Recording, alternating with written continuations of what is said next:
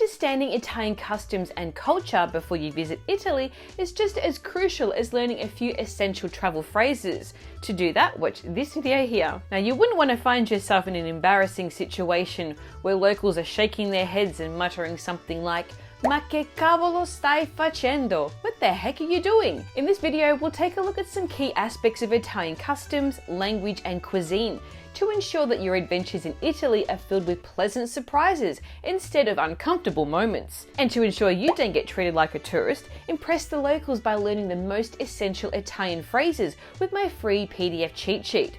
Or you can join my online self-paced video course where you'll learn all the basics of Italian in as little as 2 weeks using my unique 80-20 method.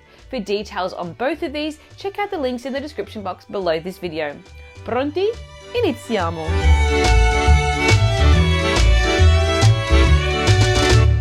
Now, Italians take immense pride in their culinary heritage. Mention one thing wrong about Italian cuisine and you'll likely witness more fervour than a heated political debate. And political discussions in Italy can be pretty intense. Let's take a look at the first thing you should be wary of. Never speak badly of Italian food. While Italians might grumble about various aspects of their country, including politics, bureaucracy, or even fellow citizens, but one thing that remains sacred is their culinary heritage. They'll fiercely defend it, even if it means putting friendships on the line. So watch your tongue before you declare that Italian pizza is just like any other, or suggest that nonna's lasagna is a breeze to replicate. The response can be quite passionate. Never have cappuccino after 11 a.m. Milky beverages like cappuccino, which is espresso topped with velvety foamed milk, or caffè latte, coffee with milk, or latte macchiato, which is hot milk with a shot of espresso. Now, these are strictly reserved for breakfast hours or for a delightful morning indulgence, as long as the clock hasn't struck 11 a.m., which marks the beginning of aperitivo time. The thing is, Italians believe that introducing milk to a full stomach interrupts digestion. So while it's technically possible to order a cappuccino post carbonara, expect some seriously puzzled looks. The solution? Order a caffè macchiato instead. It's an espresso with a hint of milk. Perfectly acceptable at any time of day. Don't expect a big breakfast. Italians typically start their day with a simple colazione, breakfast, opting for caffè e biscotti, coffee and cookies or biscuits, or cornetto e cappuccino, a croissant and a cappuccino. So unless you're staying in a high-end hotel offering an American-style breakfast, don't be surprised if you don't find pancakes or scrambled eggs on the menu. However, what awaits you in most Italian hotels is the so-called continental breakfast buffet, consisting of pastries, fresh fruits, assorted breads, cured meats, cheeses, and of course, coffee. On the other hand, in B&Bs, your morning spread may include packaged croissants and rusks and single-serve honey, jam, and Nutella, often accompanied by tantalizing local treats. Never spill salt on the table. Now, spilling salt on the table is one of the most common Italian superstitions, believed to bring years of bad luck. That's because back in the day, salt was a very precious commodity, and spilling it was like throwing away money. Now, if you accidentally tip the salt shaker, here's what you should do. Grab a pinch of salt with your right hand, considered the hand of God, toss it over your left shoulder, the side associated with the devil, and poof, bad luck avoided. Never put cheese on fish dishes. Planning to cover your spaghetti alle vongole with a mountain of Parmesan cheese? No, Italians have a strict no cheese policy when it comes to fish-based dishes, in stark contrast to practices in other cultures. In France, for instance, mussels are enjoyed with Roquefort cheese. Now, the whole no cheese rule goes all the way back to ancient Rome, where it was believed that mixing fish and cheese triggered a chemical reaction detrimental to digestion. There's that word again. Now, this belief has cemented the separation of these two ingredients, enduring to this day as a strict rule of Italian cuisine, one that Italians take very seriously. Don't put ketchup on your pasta or pizza. The only red sauce allowed on pasta and pizza is a rich tomato sauce, so save the ketchup for your fries. Adding ketchup to these iconic dishes will only ruin their delicious and delicate flavors. Don't ask for pineapple in your pizza. Pineapple pizza isn't Italian. It comes from Canada. courtesy of a Greek chef. Plus, Italian pizzas are celebrated for their savory toppings, steering clear of the sweetness typically associated with fruits. Now sure, there's been some buzz about Sorbillo, the renowned Italian pizza maker, daring to put pineapple on the menu, but let's be real, this feels more like a marketing strategy than a genuine culinary creation. The only fruit topping you'll find on Italian pizzas is fichi, figs, paired with prosciutto, two flavors that perfectly complement each other. There's even an Italian saying coming from the Roman dialect, Romanesco, that celebrates this union. Mica pizza e fichi. It's not like pizza and figs. Now this is used to suggest that something isn't ordinary or that it's easy, but rather special, and pizza and figs were once considered humble fare. To learn more about Romanesco, watch this video here. Never break spaghetti. Now there's a reason why spaghetti are long, and it's not for the thrill of breaking them. If you like shorter pasta, there are plenty of other varieties to choose from. Spaghetti is meant to be enjoyed in their full-length glory, gracefully twirled around your fork, generously coated in sauce. Not sure how to accommodate their elongated shape in the pot without breaking them? Simply bring the water to a boil, then place the spaghetti on an angle in the pot, allowing the water to gradually soften them until they submerge whole. And in case you're wondering, no, breaking spaghetti won't magically speed up their cooking time. Don't put ice in your wine. If you dare to drop frozen cubes into your wine, be prepared for the collective gasps of dismay from Italian companions. Wine has its own specific flavor profile, and adding ice totally disrupts this delicate balance of aromas. Don't ask for Italian dishes that are actually American. These include Alfredo sauce, garlic bread, chicken parmesan, Italian dressing, and pasta with meatballs.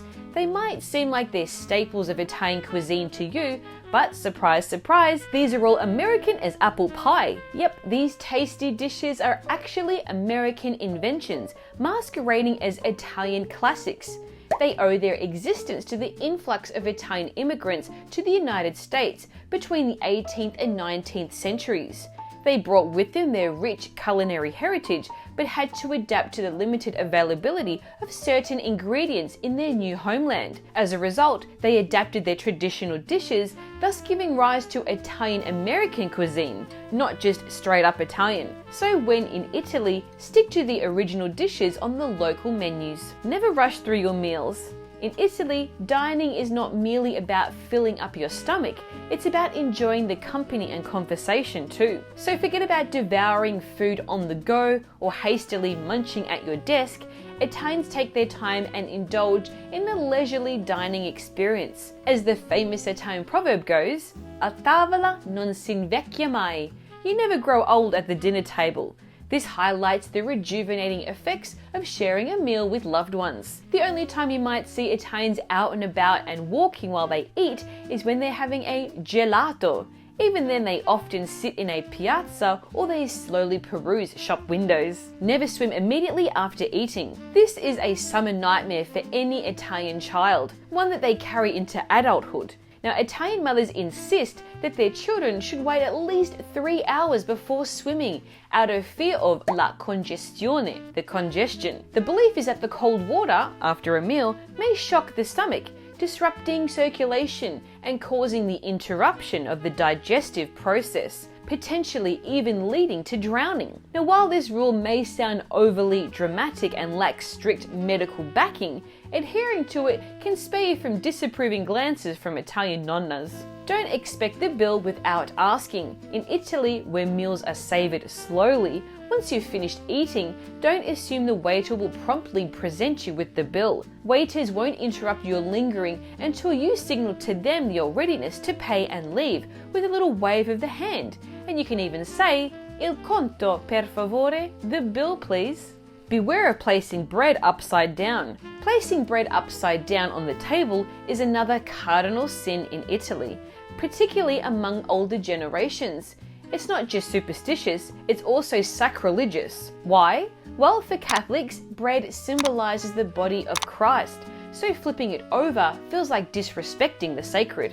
Don't have cocktails with your meal. In Italian dining culture, beverages are carefully chosen to complement rather than to dominate the flavors of the meal. Thus, water and wine reign supreme at the dinner table, harmonizing effortlessly with the dishes served. This emphasis on balance means reserving sparkling prosecco or elaborate cocktails for the convivial pre-meal aperitivo hour, where their flavor profile can be fully appreciated without overshadowing the food. Avoid excessive drinking in public. Now, going overboard and turning into the life of a drunken party in public isn't exactly a bella figura, a good impression in Italian culture. For Italians, drinking isn't about getting intoxicated. Rather, it's about cherishing the experience and the convivial atmosphere it fosters. Wine in particular holds a special place at the Italian dinner table, where every single moment in life, be it the arrival of a new family member or the simplest of gatherings among friends, is celebrated with the ritual of raising a glass in a toast. Thus, every Italian basically grows up with this culture of convivial drinking. Moreover, Italians like to savor each sip, relishing the complexities of the flavor and the fragrances that evoke memories of vineyards across the country. Don't expect early dining. In contrast to countries like the United Kingdom, the United States, or Australia, where dinner can be as early as 5 or 6 p.m, or in Norway where it's practically tea time at 4 p.m, the evening meal in Italy rarely starts before 7 p.m. Now, I know it might sound a bit late, but consider that there is always aperitivo, the tradition of having a drink and some nibblies to whet your appetite before a proper meal later on. While you might stumble upon a few spots catering to early diners in touristy areas, there could be sneaky tourist traps as well, so beware. So it's best to adjust to local Italian traditions to fully enjoy an authentic Italian dining experience. And don't worry about early closures either, like in the UK or the US, where by 9 p.m, most kitchens are ready to go into hibernation mode. In Italy, you'll find restaurants are still buzzing till at least 11 p.m. at night. Avoid restaurants with tourist menus. You know those eateries with big menus printed outside in multiple languages and possibly even images and flags? Or worse yet, those with waiters stationed outside, encouraging you to go in for your next meal. These are all likely tourist traps. Authentic restaurants feature menus exclusively in Italian, perhaps with English translations upon request, offering a small selection of regional delicacies. So don't expect to find burgers and fries here, just pure, unadulterated Italian food. Some places may also offer a menu a prezzo fisso, fixed price menu, during lunch hours. While not always the pinnacle of culinary excellence, these menus typically cater to local workers, providing a good option to savor local flavors at a small price. Now let's take a look at Italian social customs, starting with language and pronunciation. Understanding certain aspects of the Italian language is essential to avoid awkward moments, ranging from embarrassing mispronunciations to unintended misunderstandings when imitating accents or expressions for amusement. Don't rely solely on English. In smaller towns and rural areas of Italy, English isn't always spoken or understood, which can pose challenges when trying to communicate and you don't know a single word in Italian. That's why it's a good idea to brush up on the most essential Italian travel phrases that you can access on the go. To get your copy, make sure you download your free PDF cheat sheet, which I've linked in the description box below this video. Don't greet everyone with ciao. Now, while it's tempting to greet Italians with a cheerful ciao, meaning hello in Italy, it's important to note that this is an informal greeting. Italians appreciate nuances of formality, distinguishing between the familiar tu and the formal lei modes of address. So save your ciao for friends and those who are younger than you, and opt to say salve, hi, buongiorno, good morning, or buonasera, good evening, when engaging with strangers or in more formal settings. To learn more about Italian greetings, watch this video here. Avoid mimicking the Italian accent with southern expressions. Now, attempting to speak Italian and master its pronunciation is admirable, but it's important to avoid turning this into a source of mockery. Portraying the Italian accent in a comedic manner can be very offensive, particularly when it reinforces stereotypes and distorts the reality of how Italians communicate. So if you avoid exaggerating the accent or reenacting scenes from The Godfather, you should be fine. Now, this one's specifically for men. Don't say ciao bella. Now, when greeting women in Italy, especially those that you're meeting for the first time or that you don't know well, it's best to avoid saying ciao bella, hello beautiful. While it might be well intentioned, this phrase can often be misinterpreted as flirtatious, potentially leading to more eye rolls than smiles. Instead, opt for a safer option like buongiorno, good morning, buonasera, good evening, or simply ciao for more informal settings. However, among close female friends, saying ciao bella is perfectly acceptable, as it is a common and friendly greeting alternative to just saying ciao. Avoid imitating hand gestures improperly. In Italian culture, hand gestures are an integral aspect of communication, often conveying nuances and emotions that words alone cannot express. However, while integrating gestures into your speech can enrich your interactions in Italian, it is crucial to do it with respect and awareness. Improper use may unintentionally offend,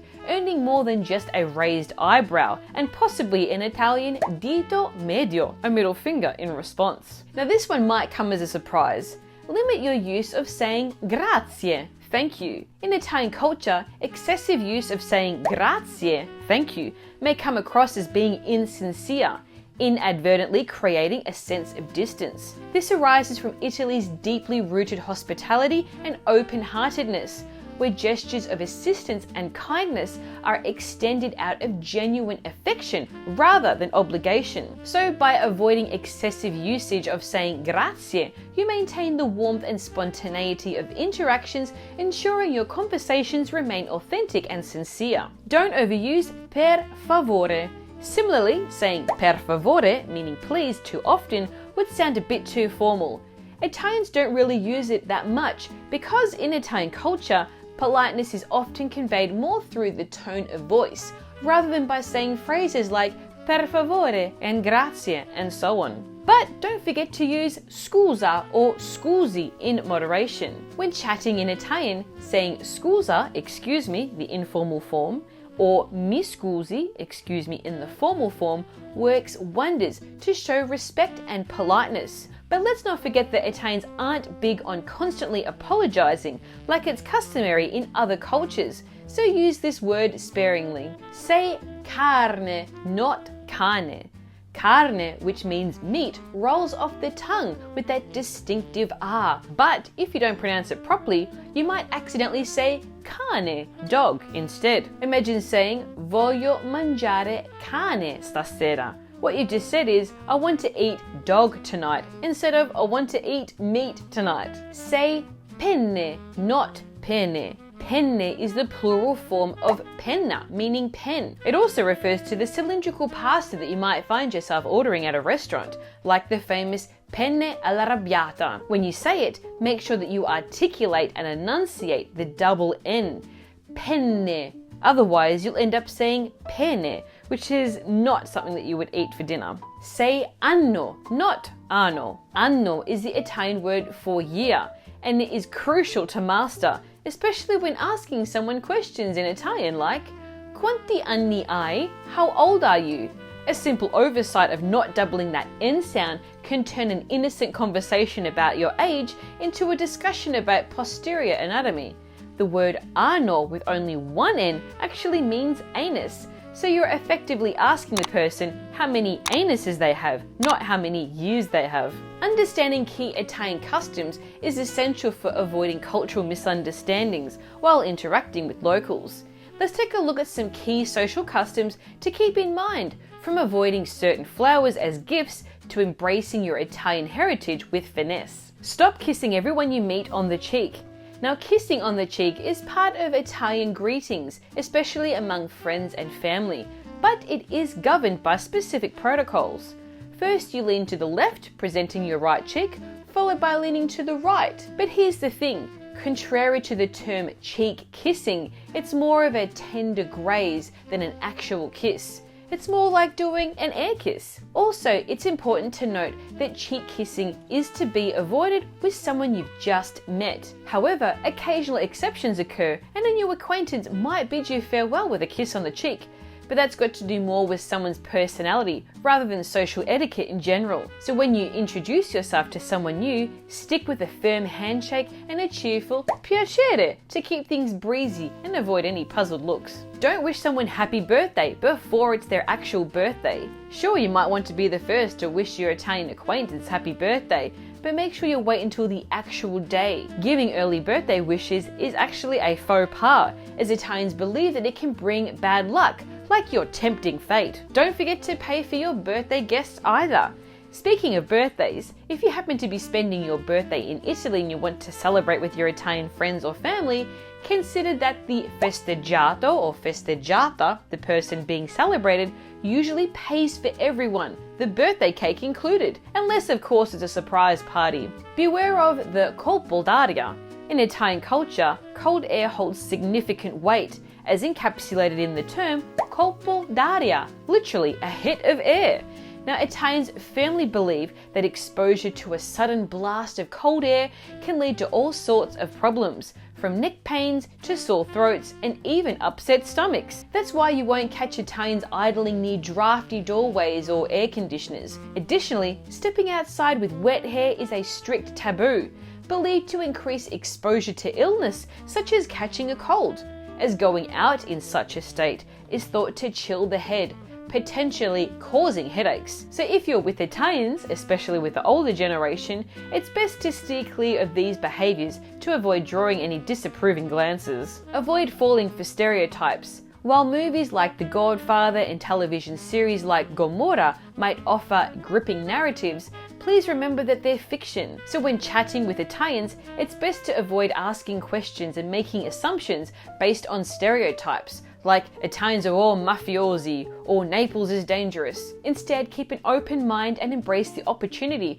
to explore Italy's multifaceted identity. Its diverse regions, dialects, and unique Italian traditions are much more interesting topics to talk about. Never arrive empty-handed. If you receive a dinner invitation to someone's home in Italy, here's the golden rule to follow: never arrive empty-handed.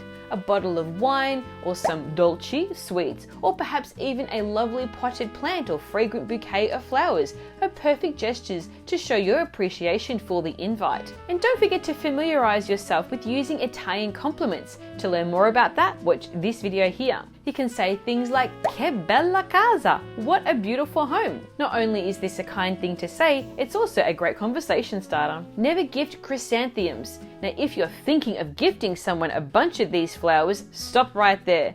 In Italian culture, chrysanthemums symbolize death, and it's typically reserved for adorning tombs in a cemetery. Avoid wearing purple to weddings. When picking your outfit for an Italian wedding, steer clear of purple.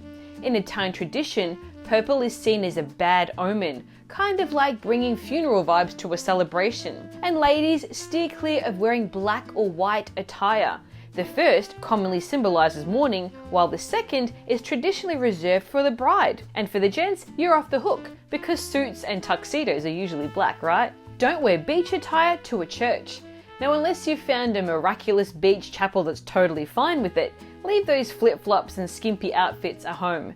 Seriously, nothing screams "I'm a tourist" louder than beachwear in a holy space. Sure, some churches can feel more like museums than sacred spaces, but they still deserve our respect. So go for something modest to wear and make sure your knees and shoulders are covered. Never jump in a fountain. You might be strolling through the sizzling streets of Rome in August feeling like you're roasting, I get it. But as tempting as it might be, resist the urge to take a dip in the Trevi fountain or any other ornamental fountain in Italy. Unless, of course, you're after a scolding and a hefty fine. That's because these fountains aren't just pretty decorations. They are as historically important as, say, the Colosseum and the Vatican. So let's give them the respect that they deserve. Be respectful of historical sites and monuments. Similarly, forget the urge to leave your mark on the Colosseum or sneaking a piece of Pompeii into your pocket as a souvenir. Not only is it foolish and disrespectful, but you will also get hit with a hefty fine or end up dealing with the local authorities. Ugh. Never use those small towels on your face. You know those adorable little towels hanging next to the quirky sink position near the toilet in Italian bathrooms? Well, that sink you see isn't a fancy decoration, it's a bidet, meant for cleaning your private parts and to keep them fresh and clean. And those small towels that you see there are for drying your private parts. Don't use them on your face. Don't always expect to be able to pay for something with a credit card. Now, you may come from a country where you can buy even a pack of gum in the middle of nowhere with a swipe of a credit card. But when you're exploring Italy, make sure that you carry some cash too. Credit cards aren't always accepted, especially for small purchases, and this can even happen in urban spots too. Always ask if they accept credit cards and which ones before trying to make a purchase. Even when you jump into a taxi, make sure that they accept card too. And if you're an American Express card holder, be aware that many places in Italy still don't accept it because of the high merchant fees. Always ask ahead. Don't try and catch a taxi in the middle of the street. Waving down a taxi in the middle of the road doesn't work in Italy. Instead, you should either call a specific taxi number or find an official taxi rank. It's also helpful to know some basic Italian phrases to inquire about directions, such as "Dov'è il posteggio taxi più vicino?" Where is the nearest taxi rank?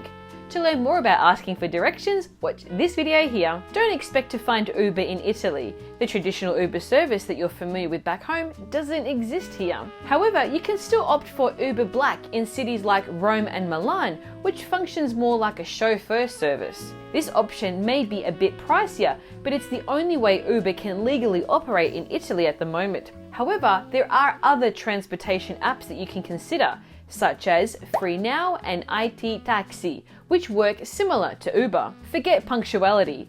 In Italy, time operates on its own rhythm. I'm not talking about individual punctuality, which varies from person to person, but rather to buses, whose timetables are considered more a general guide than a strict timetable. It's not uncommon for public officers to take a leisurely approach to time as well. It's all part of Italy's laid-back attitude. Never underestimate the power of la bella figura. The concept of la bella figura, literally the beautiful figure, is a major part of Italian culture. It means to make a good impression in everything you do, whether it's showing your skills, capabilities, having good manners, or just looking sharp. It's like showing off your best self to win approval from others. Italians are raised with this idea drilled into them, with mothers often reminding their children not to embarrass the family with iconic expressions such as "Non farmi fare brutta figura." Literally, don't make me do a bad figure. Because doing well socially isn't just good for you, it reflects on your whole family. So whether you're chatting over a cappuccino or introducing yourself at a party, it's all about leaving a lasting impression. Don't call everyone by their first name. When you're meeting Italians for the first time and they're a bit older or hold higher positions, call them by their last name or use their professional title, such as ingegnere, engineer, dottore, doctor, professore, professor, and so on. Only switch to using their first name when they invite you to do so. Celebrate your Italian heritage, but avoid exaggeration. Now, it's beautiful to honor your Italian heritage, but let's stay rooted in reality. Embracing your Italian roots is wonderful, but it's equally important to recognize your current cultural identity. Perhaps you've been raised in a different country like the US, where Italian-American culture has evolved into something uniquely its own. Italians appreciate it more if you identify as Italian-American, for instance, as it shows your willingness to embrace your heritage while acknowledging the cultural nuances of your upbringing. For more Italy travel tips that will save you time, money, and disappointment, make sure you check out my guide in the description below. And to ensure that you don't get treated like a tourist, impress the locals by learning the most essential Italian travel phrases with my free PDF cheat sheet. Or you can join my online self-paced video course where you get lifetime access and you can learn all the basics of Italian in as little as 2 weeks using my unique 80-20 method. For more details, click on the link in the description box below this video. In the meantime, hit that like button, subscribe to my channel, and turn on those notifications so you get an alert when I post more videos like this one. Un abbraccio, ciao!